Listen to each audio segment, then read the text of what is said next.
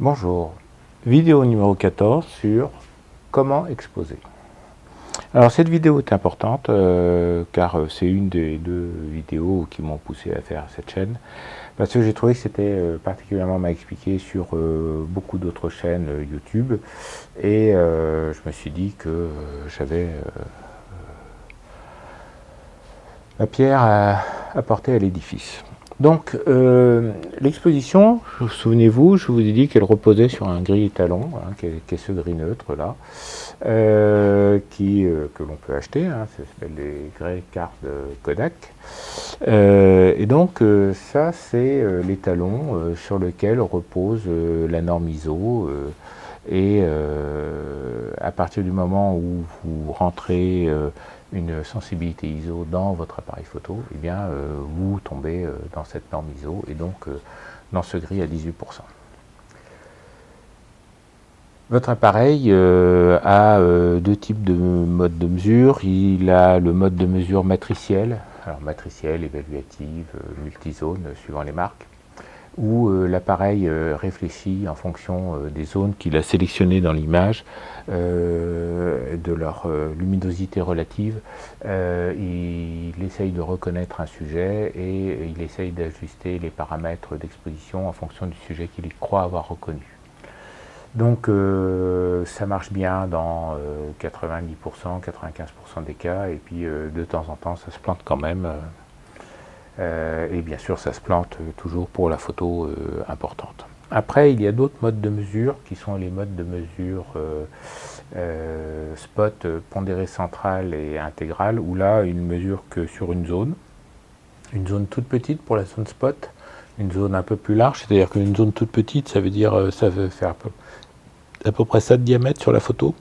Une zone plus large, ça c'est la pondérée centrale. La pondérée centrale où il va prendre à peu près 80% de la mesure sur une zone comme ça, et puis 20% sur le reste, et ce qu'on appelait autrefois la mesure intégrale, qui elle était une mesure qui mesurait surtout le champ de manière uniforme, égale, sans se poser la question, mais ça vous allez trouver ça que dans des très très vieux appareils photo, au tout début de l'ère de la mesure TTL, c'est-à-dire through the lens, à travers l'objectif. Voilà, je vais voir ça, le cadre un peu trop haut.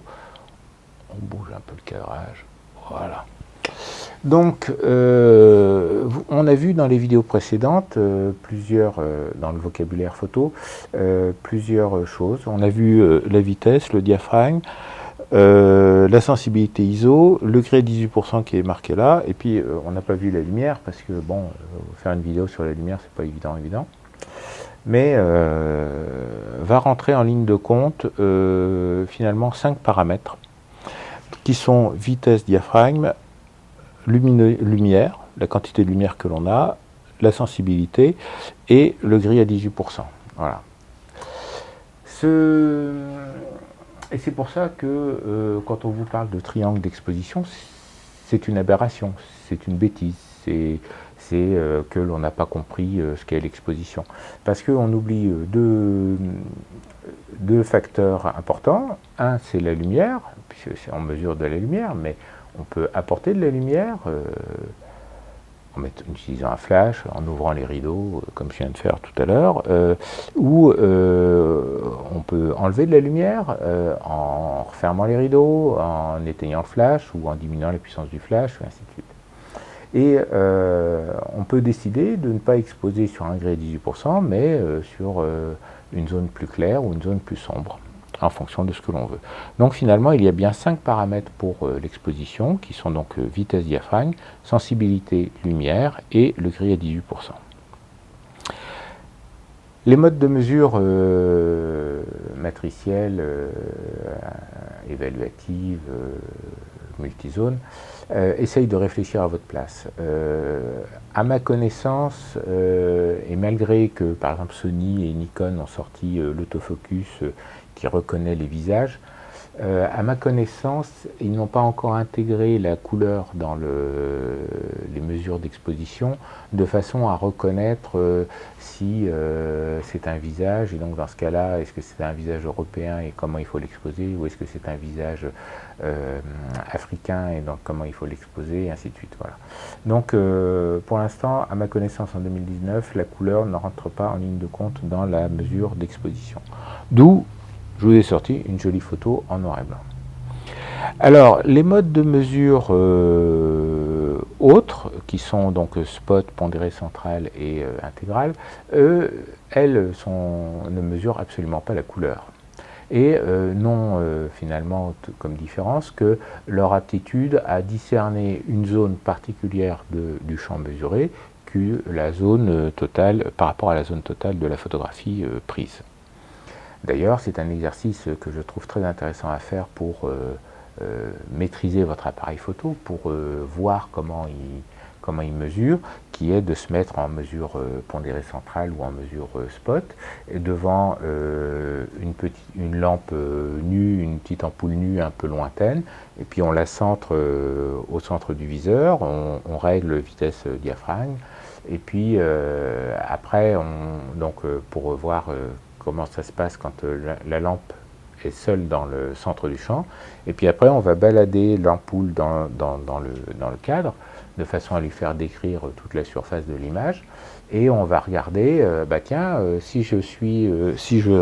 donc si mon ampoule est là, si je fais un cercle comme ça, c'est toujours la même vitesse, le même diaphragme. Si je fais un cercle comme ça, il faut que j'ouvre d'un diaphragme de plus, parce que il faut mettre, parce qu'elle se met sur -1, donc je suis obligé d'ouvrir mon diaphragme pour aller vers 0 et ramener sur 0. Et puis quand vous allez écarter encore plus, et ainsi de suite. Et donc vous allez, alors vous pouvez reporter sur un dessin, les zones, ça c'est intéressant, surtout pour spot et puis pour pondéré central.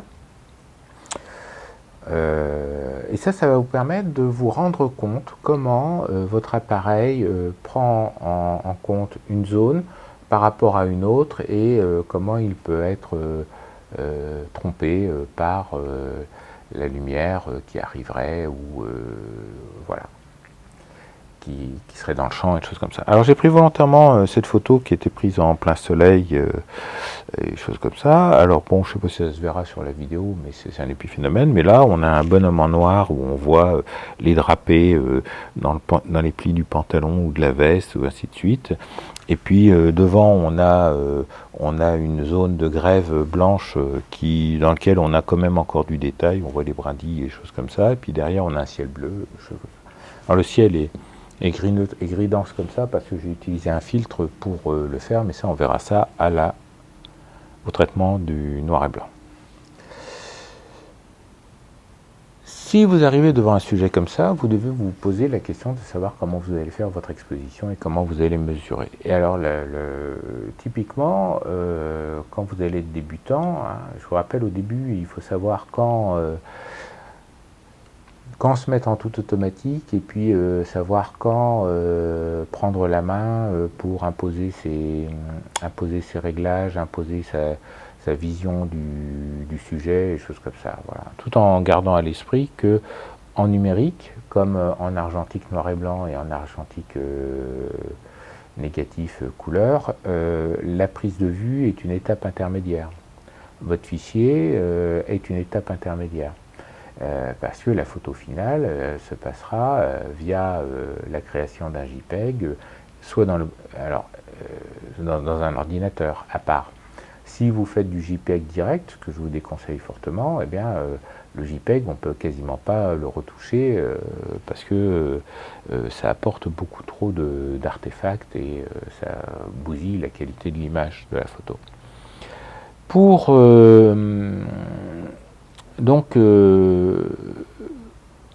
il faut toujours garder à l'esprit que, à part le JPEG et la diapositive argentique, la prise de vue est une étape intermédiaire à un traitement après plus poussé. Et donc, comment exposer, c'est comment réussir à enregistrer avec un film, avec un capteur, le maximum de potentiel de votre image pour les traitements futurs. Voilà, donc ça c'est la première chose, et ça va transparaître par ce qu'on appelle l'histogramme derrière.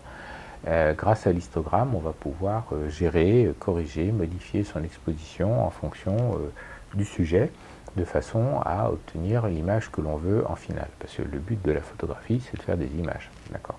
Et les images, c'est pas dans les appareils photo, c'est sur un site web, c'est accroché au mur, tiré sur papier. Donc, le but de l'exposition, ça va être de trouver la bonne vitesse, le bon diaphragme, en fonction de la luminosité que l'on a, que l'on apporte ou que l'on mettra en plus, en fonction de la sensibilité ISO que l'on va modifier. Alors, ça c'est le truc au tableau que j'ai reconstitué devant vous de manière totalement élégante, et on va jouer un peu avec ça. Et donc, quand l'aiguille est au centre, ça correspond à un gris à 18%. Voilà. D'un côté, on va avoir ce qui n'est pas facile à modifier. Alors ça, c'était vrai du temps de l'argentique, parce que maintenant, les ISO, un coup de molette et hop, c'est changé. Mais la lumière, c'est pas facile à changer, et voilà. Et après, on va avoir vitesse et diaphragme. Et donc, ce que je voudrais vous faire comprendre, c'est que, par exemple, là, j'ai 88 kilolux, 88 000 lux, c'est de la luminosité. C'est la luminosité qui correspond à un jour de plein soleil en été. Voilà. Une sensibilité de 50 ISO. Voilà. Pouf. Là, on a une f16. Et là, on a 1/60 de seconde. Et qui correspond vaguement 50 ISO, 1/60 de seconde, voilà. Donc ça c'est la règle du f16. Quand on vous dit par exemple la règle du f16, quand vous avez un boîtier qui n'a pas de posemètre, des choses comme ça, bah, tu fais la règle du f16, c'est-à-dire que tu es dehors, il y a un beau soleil, des trucs comme ça, bah, tu es la sensibilité égale à la vitesse, f16, et ça marche, voilà. Ce qu'il faut comprendre, c'est qu'on peut changer l'un par rapport à l'autre dans un plateau sans modifier l'équilibre. Par exemple, si je change donc mon f16 pour 1/60 de seconde par, que je ne me trompe pas, 1/125 de seconde et f11, on va obtenir, si je ne me suis pas planté en remplissant mes petites fioles, le même équilibre. Voilà. Bon, c'est une bille près, hein. C'est pas évident à faire. Enfin, on obtient l'équilibre. De même, on pourrait se dire, qu'est-ce qui se passe pour la même luminosité si je change de ISO 50 à ISO 100? Eh bien, là, ma vitesse va changer. Donc je suis à F11, donc je vais mettre un 250e, normalement ça devrait le faire, si je n'ai pas... Ouais, bon ça c'est un cas où... Ah bon, il manque une bille, quoi, c'est pas... Ou alors si je mets, si je reviens à mon F16, tac, F16, et je vais mettre un 125e de seconde.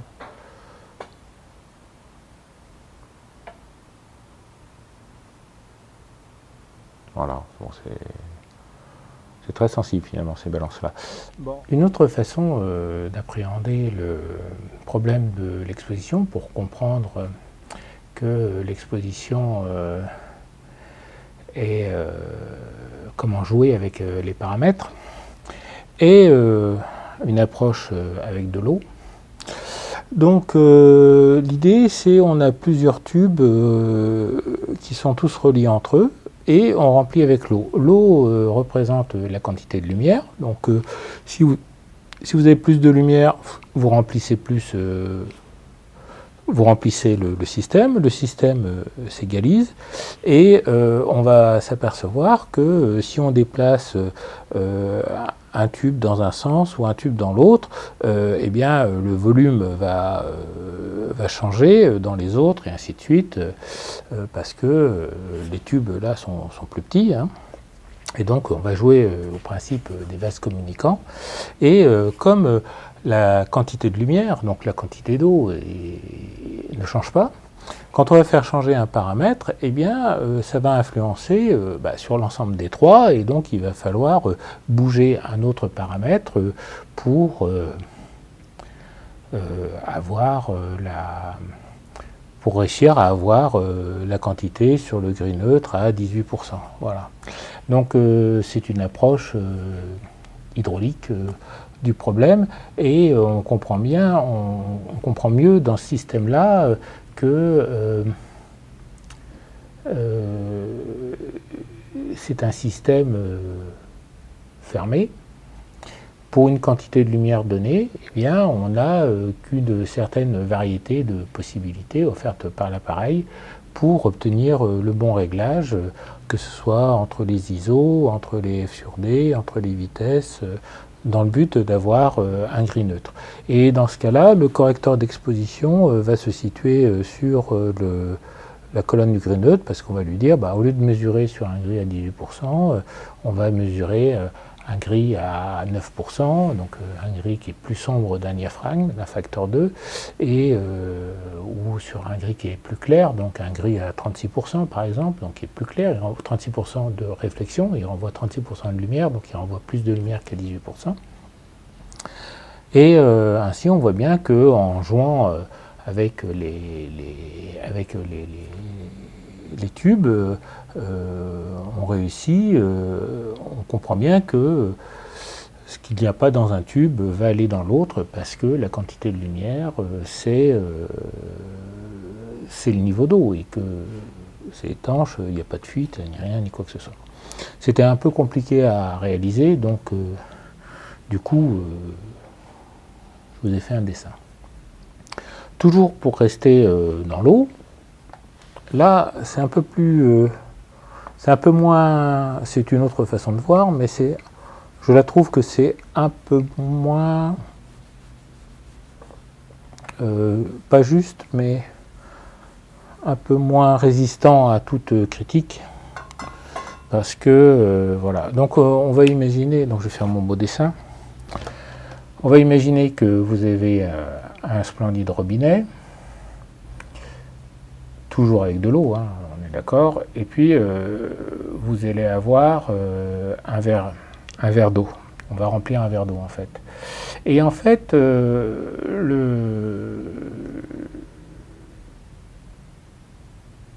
la sensibilité, ça va être la taille du verre d'eau, par exemple, et plus votre film est pas sensible, plus le verre est grand.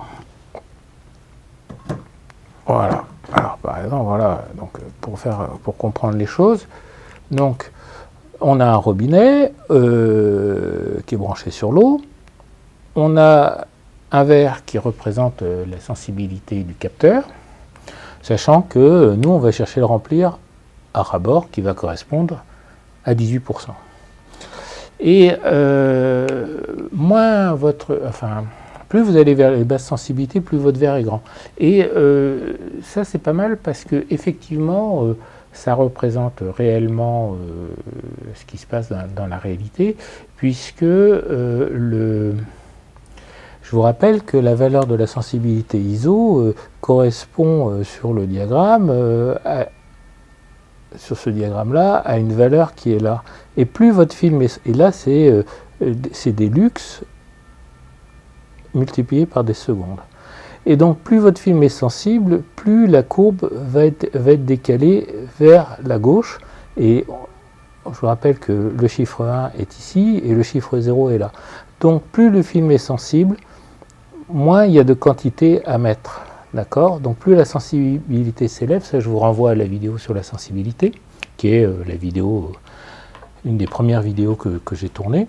Donc, effectivement, plus le film est sensible, plus le verre est petit, même si le chiffre est grand.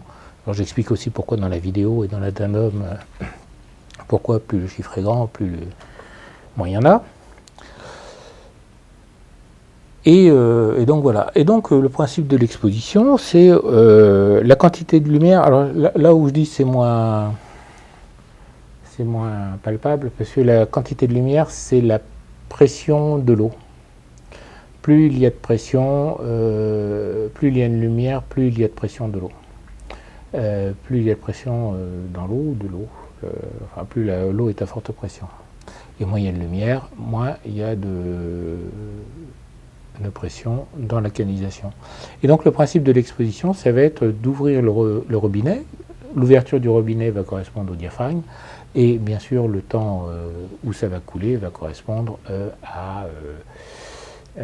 au temps d'exposition. Voilà. Et donc le but, c'est de remplir le verre d'eau sans que ça déborde. Voilà.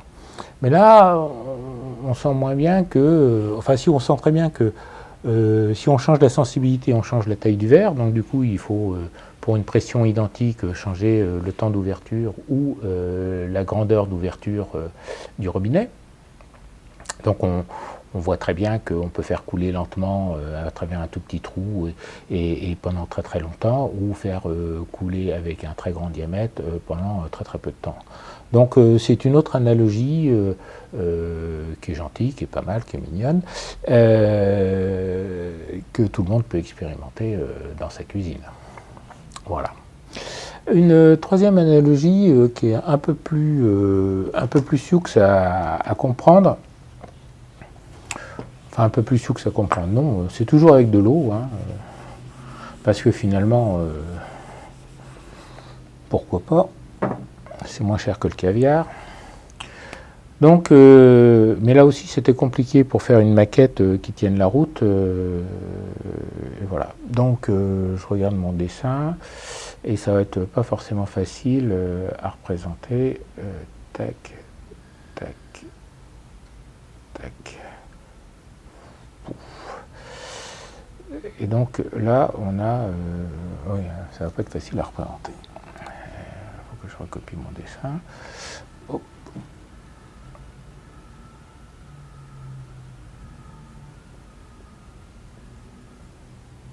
Bon, je vais recommencer. Je couperai au montage.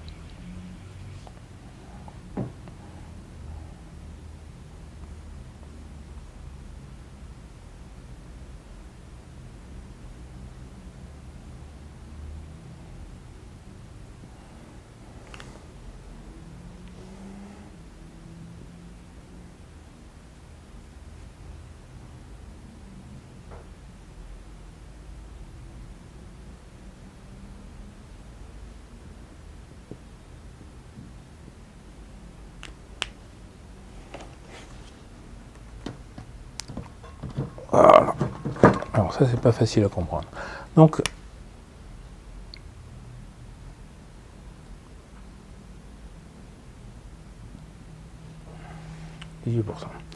donc là, il faut imaginer un bassin triangulaire.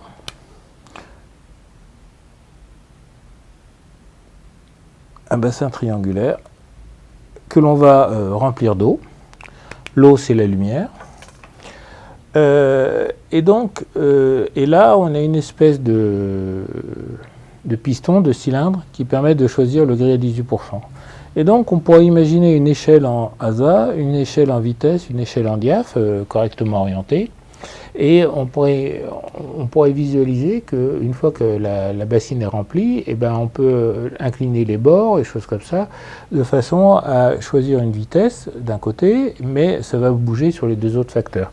Donc ça, c'est l'analogie qui se rapporte le plus au triangle d'exposition, qui est, je vous rappelle, une hérésie, puisque le triangle d'exposition, là on le visualise parce que, du coup, là on visualise le triangle d'exposition parce que on rajoute un quatrième élément qui est l'eau pour représenter la quantité de lumière, ce qui n'est pas dans les démonstrations du triangle d'exposition sur les autres vidéos sur YouTube, et on rajoute un système qui permet de choisir l'étalonnage, le correcteur d'exposition pour le gris à 18%. Donc du coup, on a bien nos 5 paramètres. La quantité d'eau, c'est la quantité de lumière. Vitesse, diaphragme, sensibilité, alors j'ai marqué ASA parce que voilà, moi je suis né avec, mais c'est les ISO. Et puis le gris à 18%.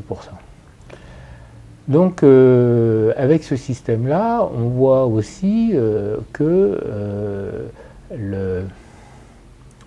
on comprend le fait que quand on va incliner la bassine d'un côté ou la bassine de l'autre, on va avoir, on va changer sur les règles, des choses comme ça, ce qui se passe exactement.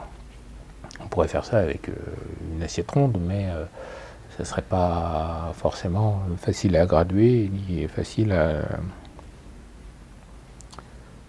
On rajoute de la lumière, pouf, bah, si admettons qu'on ait choisi le triangle correctement pour que quand on double la quantité de lumière, on passe exactement d'une valeur de 1 diaph, et bien on pourrait dire, bah voilà, j'ai incliné suffisamment, j'ai rajouté suffisamment de volume pour garder la même vitesse, la même sensibilité, j'ai 2 fois plus de lumière, donc je vais fermer mon diaphragme d'un cran et le niveau a monté, et donc on va aller vers 22, donc 22 est par là. Ou alors on va monter vers une vitesse plus élevée, donc la vitesse élevée est là, et par contre, toujours suivant le même principe que un film de faible sensibilité a besoin de plus de volume pour être rempli, comme les gobelets, ben là on va avoir 100 ASA, puis là on va avoir 6400 ASA. Donc avec cette analogie-là, on comprend plus aisément la relation directe entre les valeurs vitesse, diaphragme, sensibilité, et quantité de lumière, donc quantité d'eau. Mais par contre, il ne faut pas oublier le correcteur d'exposition et le gris à 18%, qui sont des espèces de pistons en dessous pour rajouter ou enlever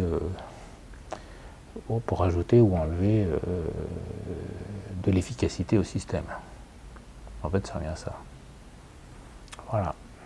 Bon, et donc ce qu'il faut comprendre, c'est que pour une même luminosité et pour une même sensibilité, on a la possibilité de changer l'un par rapport à l'autre. Et par exemple, c'est ce que va vous proposer le mode programme, où il va vous proposer un couple vitesse-diaphragme, et puis avec une molette, vous allez pouvoir changer facilement votre vitesse, votre diaphragme. Mais par exemple, si vous êtes dans le mode automatique programme, vous allez, quand vous allez changer l'un, vous allez changer l'autre en même temps. Et donc, vous n'allez jamais changer le gris à 18%. Et là où ça va commencer à poser problème, c'est que il va falloir jouer d'une deuxième molette, d'une autre molette que l'on n'a pas encore vue, qui s'appelle le compensateur d'exposition. Et le compensateur d'exposition, grosso modo, si je faisais ma mesure là-dessus, où il me dirait, tiens, super, c'est un gris à 18% qui est très très éclairé, alors je vais mettre une vitesse très rapide, et puis je vais mettre un diaphragme très fermé. Eh bien, vous allez dire avec le compensateur d'exposition, t'es gentil Coco, mais tu te trompes et tu vas m'ouvrir de 1 diaph ou 1 diaph et demi ou 2 diaph parce que ce que tu vois n'est pas un gris à 18% très très éclairé, mais est un blanc ou un gris très clair. Voilà. Donc c'est comme ça que vous allez pouvoir jouer, qu'il va vous falloir à vous, dans les modes, tous les modes, qu'ils soient manuels ou automatiques. Donc ça comprend le mode M, bien sûr, le mode S, P, A. Il va falloir que vous sachiez ce que vous mesurez. Et du coup, on commence à se dire que oui, les modes automatiques choisissent pour moi vitesse et diaphragme en fonction de la luminosité et choses comme ça, mais finalement, s'il faut que je les surveille en permanence, je vois pas bien l'intérêt. Je vois pas bien l'intérêt si je dois les surveiller en permanence. Et donc du coup, le mode manuel commence à devenir beaucoup moins contraignant qu'il n'y paraît. Certes, le mode manuel ne réagit pas tout seul, c'est-à-dire qu'il ne réagit pas moins vite que le mode automatique. Si vous ne bougez pas les molettes, il ne réagit pas. C'est son gros intérêt. Mais il ne se dérègle pas. Il ne se dérègle pas tout seul. Donc ça a quand même un gros avantage. Et donc du coup, moi j'ai appris la photo avec des appareils photo qui n'avaient pas d'automatisme. Donc j'ai appris à vivre avec et à à prendre le temps de régler moi-même mes paramètres très rapidement, et du coup je les règle très rapidement parce que je sais où sont les boutons, où sont les molettes et ainsi de suite. Il y a une part dans la façon d'utiliser un appareil photo, il y a une grosse part d'ergonomie qui fait que on va plus ou moins vite, plus ou moins rapidement. Voilà, donc au début, quand on commence, effectivement, le mode mesure matricielle et le mode programme ou un mode A ou un mode S peuvent être intéressants parce que la mesure matricielle va faire cette réflexion à votre place en disant oh, ça doit être une zone lumineuse, des choses comme ça, ou ça doit être une zone à fort contraste, des choses comme ça, et il va choisir lui-même les paramètres. Mais dans la mesure où comment dire, le but est d'obtenir un fichier exploitable pour après, et bien ces modes de mesure ne sont pas forcément aussi judicieux et aussi rapides que ça. Voilà. C'est-à-dire que si vous mettez en mode programme et mesure matricielle, pouf, vous faites une photo, vous la regardez au dos, que vous dites ah tiens c'est trop clair, ah tiens l'histogramme je pourrais en gagner un peu plus vers la droite, ou non c'est cramé vers la droite, ou tiens là j'ai des jolis nuages mais les nuages sont cramés, et puis vous dire ah oui mais c'est pas le bon diaphragme que je voulais, et ainsi de suite. Bah, finalement vous avez fait une photo pour rien, ça c'est pas trop grave parce que ça coûte pas cher, mais vous n'avez pas obtenu ce que vous vouliez. Et si l'instant que vous allez photographier ne se répète pas, vous avez perdu votre image. Donc quand vous allez faire vos gammes et tout ça, vous allez justement vous attacher à utiliser pour un même sujet l'appareil en mode presse purée, ce que j'appelle le mode presse purée, c'est-à-dire programme, mesure matricielle, et puis refaire la même photo, le même cadrage, comme ça, en vous disant bon ben voilà, moi je voudrais une profondeur de champ plus étendue, moi je voudrais une vitesse plus figée, une vitesse plus rapide ou une vitesse plus lente, je voudrais que mes petits nuages soient pas trop cramés, je voudrais que mes ombres soient encore du détail dedans, et ainsi de suite. Et c'est là, en faisant vos gammes, que vous allez apprendre à maîtriser votre appareil photo et que vous allez ainsi faire votre matériel et pouvoir l'utiliser de manière intuitive. Voilà. Donc, la mesure de l'exposition, il va falloir que vous vous habituiez à voir comment l'appareil mesure, à voir comment l'appareil réagit, et ainsi de suite, de façon à pouvoir corriger ces éventuelles erreurs, ces éventuels problèmes, ces éventuels problèmes ou ces éventuelles erreurs, ces éventuelles mauvaises interprétations du sujet par rapport à ce que vous voulez vous. Voilà. Donc, par exemple, si on prend cette photo-là, eh bien, là j'ai sorti un appareil plutôt ancien, qui s'appelle un pose-mètre à main, avec une sonde qui me permet de mesurer finement des sujets ou des détails, pour la photo d'objet par exemple. Bon, ben là, si je prends ma mesure là-dessus, sur la zone claire, il va me donner une aiguille très... Oui, hop là, hop. J'espère qu'on la verra. Donc on a l'aiguille à plus 2, vous voyez, à plus 2, voilà, éviter que ça brille trop, voilà. Et puis, donc ça voudrait dire que je serai à plus de diaph, et puis là, je vais prendre sur la zone sombre, et eh bien... il va me donner une mesure à moins 2. À moins 2. Mais si je remets mon gris neutre, hein, et que je viens faire ma mesure sur mon gris neutre, eh bien en fait, mon gris neutre, là, il me donne un réglage de à peu près moins 1. Hein, oui, c'est ça, à moins 1,5 diaph. Donc il faudrait que je tourne le cadran. Il faudrait que je tourne le cadran pour centrer l'aiguille. Hop. Voilà. Et donc, là, je vérifie que, hop, la lumière du jour, la lumière extérieure a changé. Voilà, je centre mon aiguille. Si je viens mesurer là, il me donne plus 2,5 à peu près, plus de 1 tiers. Et puis quand je viens mesurer là, il va me donner moins 1. Voilà, parce que dans le ciel, pratiquement 0.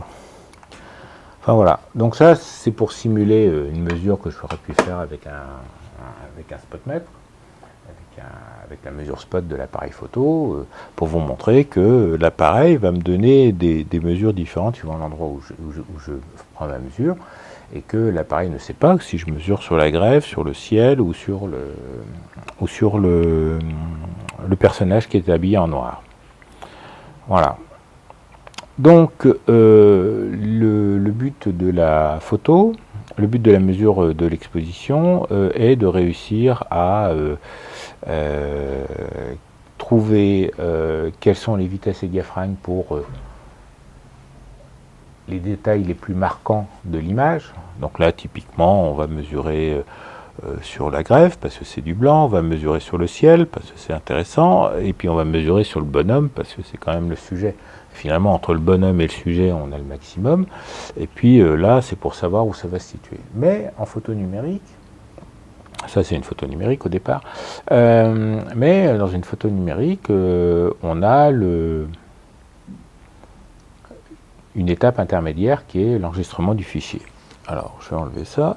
Et quand vous allez regarder votre photo au dos de votre appareil, vous allez pouvoir faire afficher ce qu'on appelle l'histogramme. Alors l'histogramme, c'est quoi exactement? Alors l'histogramme, c'est un truc qui va se représenter comme ça, tac, tac, tac, pof, et sur lequel vous allez avoir un zigouigoui qui va être comme ça, voilà. L'histogramme représente en horizontal des valeurs de 0 à 255, qui est la valeur de luminosité des pixels, et en vertical, c'est une échelle ouverte, c'est-à-dire que la valeur haute n'est pas constante, parce que ça range entre 0 et 255 tous vos pixels, et si pour une raison X ou Y, par exemple, vous pourriez très bien avoir un histogramme sur une autre photo qui soit comme ça, avec grosso modo tous vos pixels. Si vous photographiez quelque chose d'uniformément, une page blanche par exemple, vous allez avoir tous vos pixels à une seule valeur, et puis quasiment tous les autres pixels à 0. En vertical. Et donc, vous pouvez très bien obtenir ça. Et l'histogramme bleu n'est pas un mauvais histogramme, ni un bon histogramme par rapport à ce que pourrait être un histogramme d'une photo rouge qui serait comme ça, par exemple, pouf, ou l'histogramme d'une autre photo qui pourrait vous donner aussi le truc inverse, à savoir comme ça, quelque chose comme ça. Il n'y a pas de bon ou de mauvais histogramme à proprement parler, parce que simplement l'histogramme c'est de la statistique, c'est de la représentation graphique des pixels dans votre photo, de la puissance lumineuse de vos pixels dans la photo. Ça n'est rien d'autre. Donc c'est une aide à la mesure de l'exposition, c'est une aide à obtenir des fichiers qui soient exploitables après, tout simplement parce que ça vous donne une cartographie de l'état de vos pixels dans votre photo. Et uniquement ça. Alors on va voir un peu, alors ça varie entre 0 et 255, maintenant ils ne mettent plus les valeurs, parce que 0 255 c'est les valeurs en 8 bits, donc même si vous enregistrez votre fichier en 16 bits, 14 bits ou 12 bits, ça donnerait une autre valeur là, mais ce serait toujours 0 là, et de toute façon là ça serait toujours la valeur maximum. Donc pour éviter d'alourdir, c'est gradué comme ça. Sur certains appareils c'est gradué en diaphragme, mais pas toujours, et c'est bien dommage parce que c'est assez pratique quand c'est gradué en diaphragme. Mais bon, tous les appareils ne le proposent pas, et voilà. Et il faut vivre avec l'appareil que vous avez. Hein. L'appareil que vous avez fera toujours de meilleures photos que l'appareil que vous n'avez pas. Donc, on peut régler dans les paramètres certains appareils pour qu'ils vous affichent un histogramme en luminance, c'est-à-dire grosso modo en noir et blanc, ou en couleur, c'est-à-dire avec des courbes rouge, verte et bleu. Et donc dans ce cas-là, on pourrait obtenir un histogramme Alors je vais vous en dessiner un.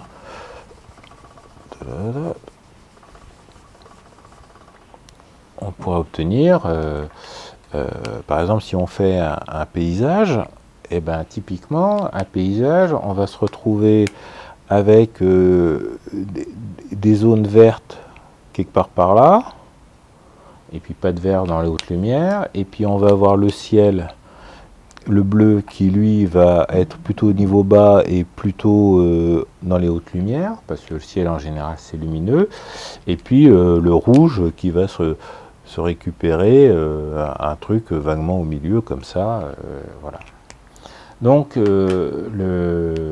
l'histogramme RVB va vous permettre de regarder, notamment au niveau de la courbe bleue, dans le paysage, comment se situent vos ciels, est-ce qu'ils sont cramés, pas trop cramés, et ainsi de suite.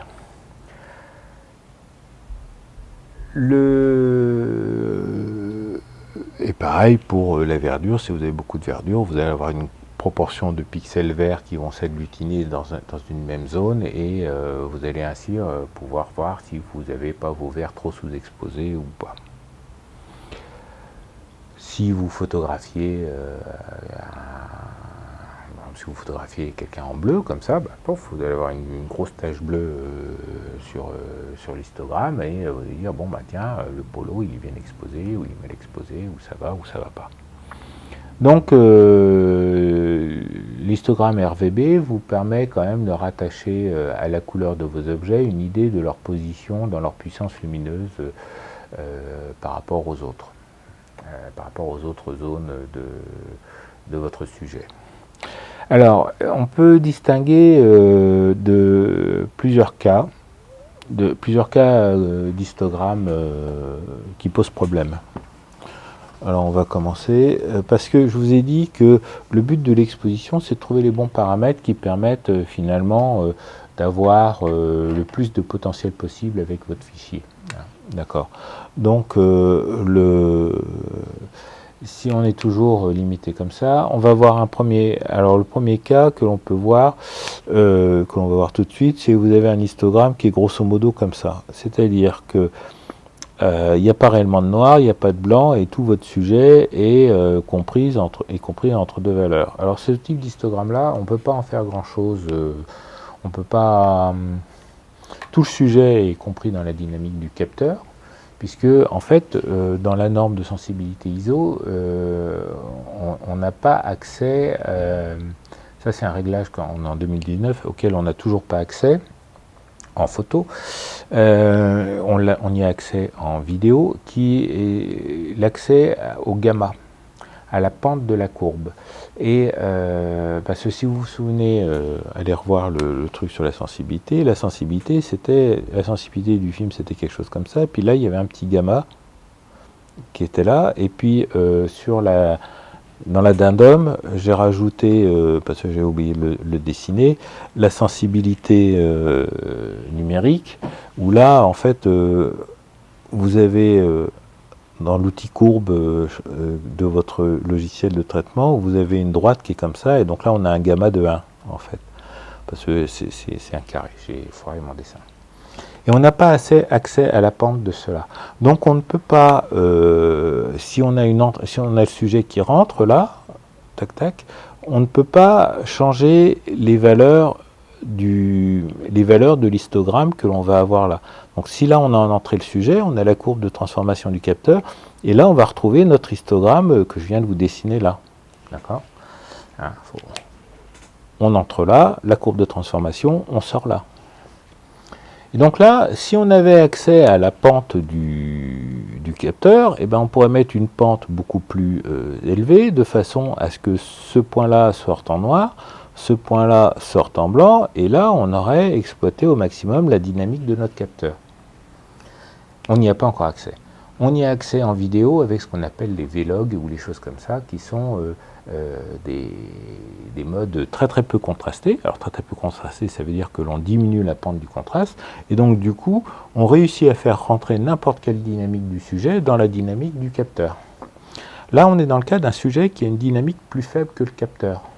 Donc le sujet varie entre sa zone la plus sombre et sa zone la plus lumineuse ici, sombre là, ici, là, et puis il y a plein de zones dans le capteur qui sont perdues. Donc la dynamique du capteur, sa capacité à enregistrer des choses claires et des choses sombres en même temps, n'est pas utilisée au maximum de ses possibilités.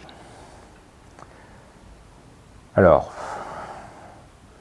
il faut vivre avec, hein. De toute façon, on n'a pas le choix, puisqu'on n'a pas accès à la pente du capteur, on n'a pas le choix, on est obligé de vivre avec, première chose. Ensuite, est-ce que c'est grave, docteur? Non.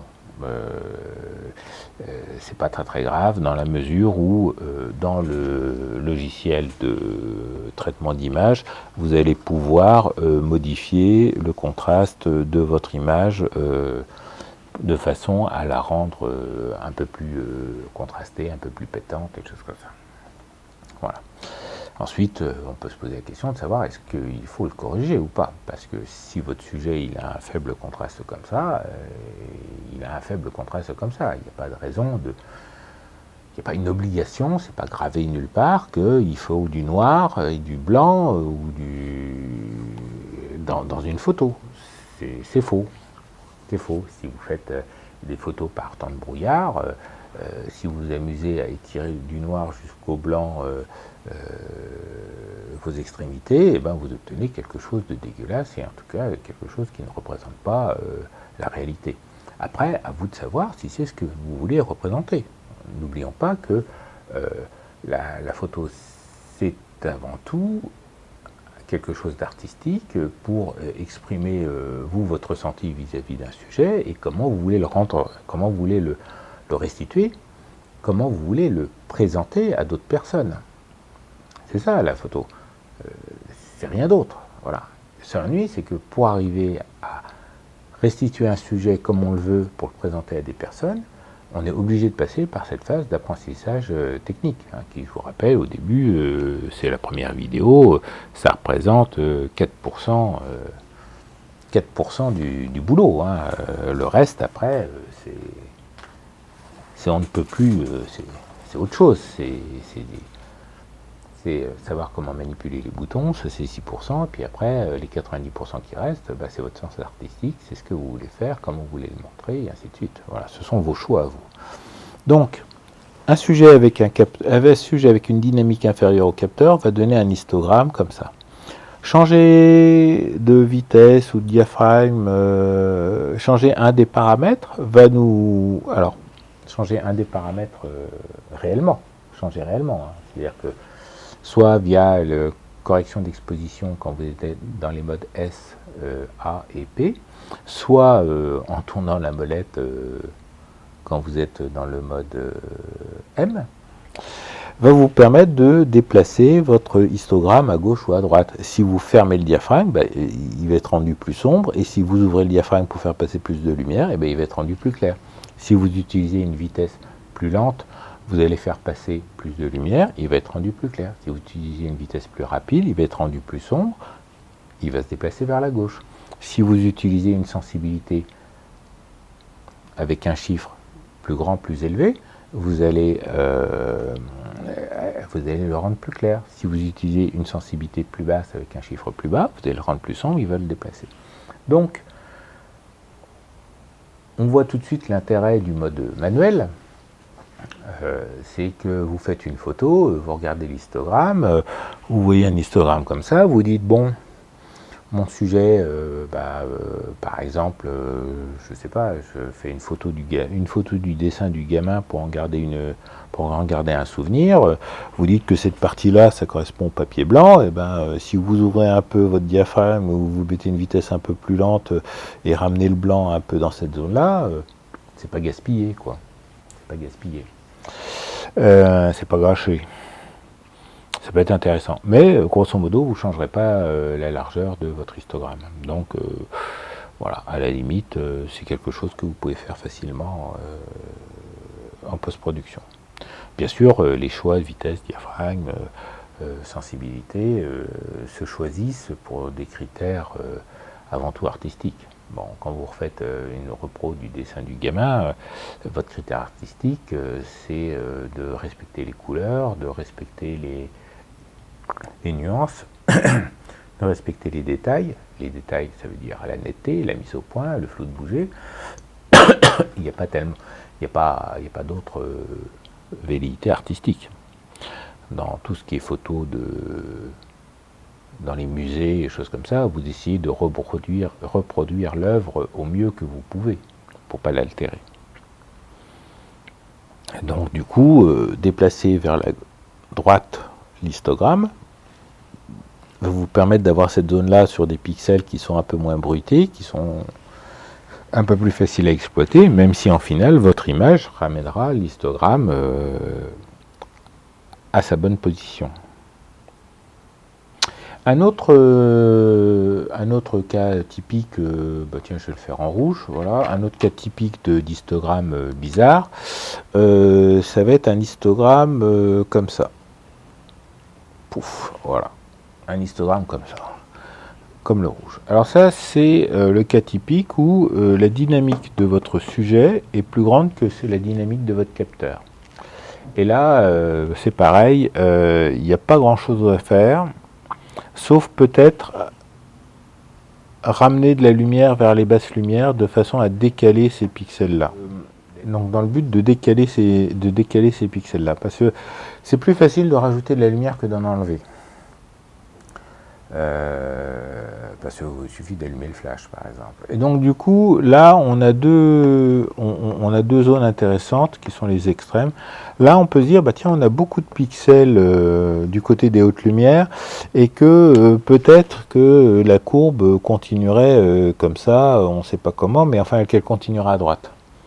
À droite, oui. Et donc du coup là on a une zone de surexposition. Donc dans ce cas-là, il faudrait adopter une vitesse un peu plus rapide et un diaphragme un peu plus fermé ou une sensibilité un peu moindre de façon à essayer d'obtenir un histogramme comme ça. Voilà. Hein. Et donc du coup, on aurait une montée là, puisque tous ces pixels se déplaceraient comme ça par le changement. Et en amenant de la lumière avec un flash, l'idéal, ce serait d'obtenir un histogramme comme ça. Voilà, tac, tac, tac. De façon à faire rentrer le maximum du sujet dans l'histogramme. On peut essayer. On peut essayer de le faire. C'est pas évident d'y arriver facilement. Et surtout, c'est pas évident que ça soit gracieux. Voilà, parce que par exemple, si vous avez, ça c'est le cas typique d'un violent contre-jour dans un coucher de soleil ou des choses comme ça, où vous avez des zones fortement surexposées du côté du soleil, et puis des zones fortement sous-exposées du côté du personnage en contre-jour. Donc si votre personnage en contre-jour est pas trop loin, et vous pouvez toujours mettre un coup de flash pour essayer de l'éclairer un peu. Le but étant de le ramener plutôt dans les basses lumières, pas au centre, hein, on est d'accord. Donc ça peut être acceptable. De là à dire que ça va être très esthétique, il y aurait à redire. Donc là, on a vu les deux cas extrêmes. Alors on peut voir les cas typiques de plantage. Alors par exemple, l'histogramme d'une photo sous ex, c'est quelque chose comme ça. Là vous avez beaucoup de pixels noirs et puis il n'y a pas de blanc, un truc comme ça. Donc là typiquement, il faut rallonger le temps de pause, ouvrir le diaphragme de façon à déplacer ce point vers la droite. Et puis le contrario, donc ça c'est le sous-exposé, et puis le surexposé qui va nous donner un truc comme ça, avec toujours une remontée. Hein. Les signes de surexposition, sous-exposition se voient par une remontée vers les extrêmes sur les bords, parce qu'en fait il y a une accumulation de toutes les valeurs qui sont au-delà du trait s'accumulent sur le dernier trait. Donc voilà. Donc typiquement quand vous allez traiter si vous avez un histogramme comme le vert, il faut faire passer moins de lumière, donc il faut opter pour une vitesse plus rapide et opter pour un diaphragme plus fermé ou opter pour une sensibilité plus faible. Voilà. Ou enlever de la lumière, bien sûr. Donc Voilà à peu près tout ce qu'on peut dire sur les histogrammes, parce que en fait, chaque histogramme est particulier à chaque photo. Il n'y a pas d'histogramme idéal, il n'y a pas d'histogramme vraiment, enfin par les 4 cas que je viens de vous montrer, il n'y a pas vraiment d'histogramme parfait ou d'histogramme particulier ou choses comme ça. Voilà. Ce qu'il faut comprendre, ce qu'il faut bien comprendre, c'est que votre appareil mesure sur du gris à 18%. Et que, bien garder l'idée de la balance à deux plateaux, que grosso modo, il y a un côté où vous pouvez modifier assez difficilement, notamment à cause de la lumière, et puis il y a un côté où vous pouvez modifier très facilement. Voilà. Après, comme vous savez que votre appareil mesure sur un gris neutre, il va falloir essayer de trouver ce qu'est un gris neutre dans un monde de couleurs, ce qui n'est absolument pas évident. Voilà. Donc il suffit de se souvenir que par exemple il y a quelques valeurs assez facilement reconnaissables. Donc typiquement vous avez la peau humaine caucasienne blanche qui est grosso modo plus claire de 1 diaph que le gris neutre.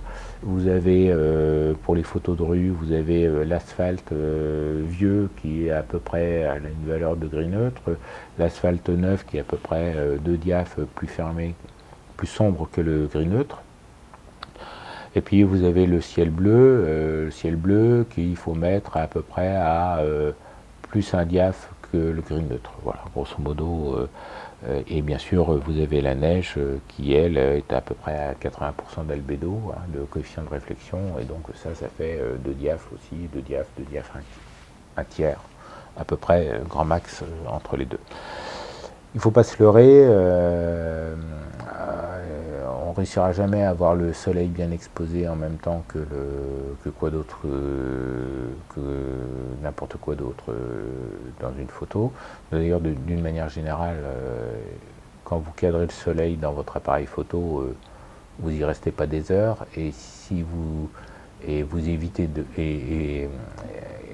vous n'y restez pas des heures avec des focales standards et grand angle. Et on est d'accord, on ne photographie jamais le soleil avec une longue focale. Hein. Ça, c'est un coup à devenir aveugle. Au mieux, vous grillez votre appareil photo, au pire, vous devenez aveugle. Donc, on est d'accord, ça ne se fait pas. Alors, avec les appareils photo réflexe, hein, j'entends, avec les appareils photo mirrorless, vous grillez votre capteur, c'est un épiphénomène, hein, parce que vous passez à travers l'électronique du capteur, donc il n'y a aucun danger. Mais enfin bon, vous ayez votre appareil, vous n'avez rien gagné, quoi. On continue. Donc le correcteur d'exposition, il sert à introduire une erreur d'étalonnage dans le posemètre afin de compenser une erreur d'appréciation du gris sur lequel on mesure. Voilà. Par exemple, la neige est plus blanche que le gris neutre à 18%. L'appareil expose comme un gris à 18% très éclairé, donc il choisit une vitesse très rapide et un diaphragme très fermé, et du coup vous obtenez une neige grise. Donc il faut lui donner une correction en lui disant non Coco, tu vas mettre plus 1 diaph, plus 2 diaph, des choses comme ça. Voilà. Donc si on part du principe qu'on a un gris neutre à 18%, 18 x 2 ça fait 36, x 2 ça fait 72, x 2 ça fait 144. Alors 144% ça va pas, donc on s'aperçoit que aller jusqu'à 2 diaphragmes un quart, elle vous fait passer de 18% à 100%. Voilà. Et donc une correction d'exposition de plus de 2 diaph me semble très rarement utile. Voilà. Bon, je pense qu'on a fait le tour sur l'exposition. Ceci conclut cette vidéo numéro 14. Comme d'habitude, abonnez-vous, mettez un pouce bleu, c'est sympa, et soyez éco pour essayer, comprendre et optimiser. Et à bientôt. Au revoir.